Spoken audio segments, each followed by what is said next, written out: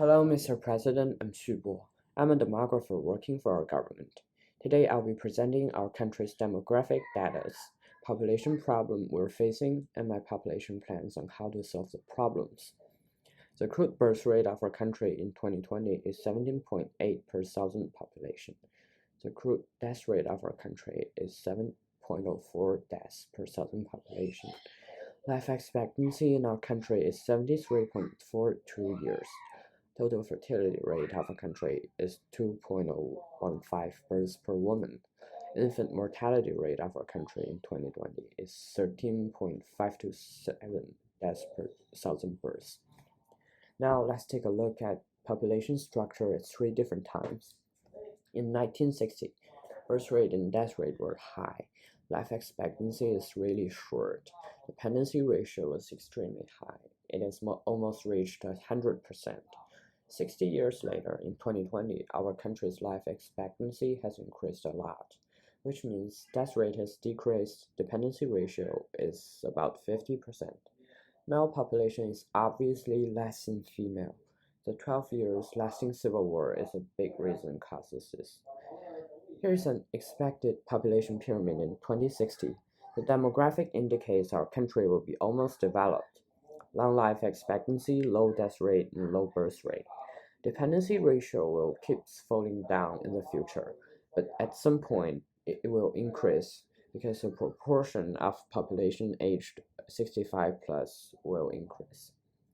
This is a population distribution map of our country. Population density is high across the country, and it is particularly higher around the capital city, San Salvador. Now, there are two population problems we're facing: overpopulation and high death rate. El Salvador is the smallest country in Latin America. Its population density is 313 person per square kilometer. It's crowded. In short term, average income will decrease as population increases. Therefore, life quality will also decline. In long term, it is also a challenge to our medical system and education system. At the same time, the more the population, the more resources is wasted and consumed. Further, the environment will be worsened. Death rate in El Salvador is 7.04 deaths per thousand inhabitants. Most of this is caused by gangs. Homicide rate is rising rapidly these years, and these gangs are killing each other every day.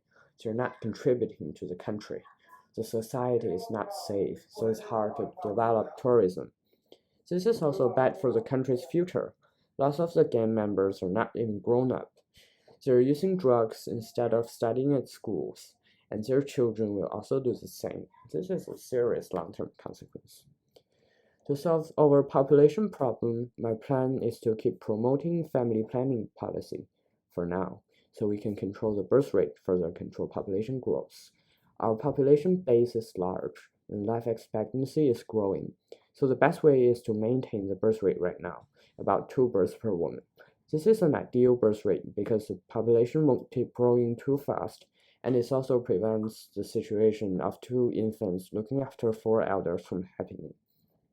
But 40 years later, when our country is developed, the birth rate will become extremely low, just like Japan or Korea at the moment. So I'll say when our country's birth rate falls down to around 1.3, we should start promoting policies that encourage fertility, such as giving families who's having more than one child allowances. To solve the problem of high birth rate, I think we should handle this from 2 perspectives. First, we should reduce number of gangs members by sending more police to fight against, or the government should be a coordinator, try to reduce gang fights. Maybe there will be a large number of sacrifices, but in order to keep our country safe, further develop diversified economy, we must deal with the gang problem. But what's more important is this. Now, El Salvador's medical insurance system is far from perfect. Only 2 out of 10 hospitals are delivery rooms, and 20% of Salvadorans is living abroad. We should introduce qualified personnel through immigration, giving them preferential treatment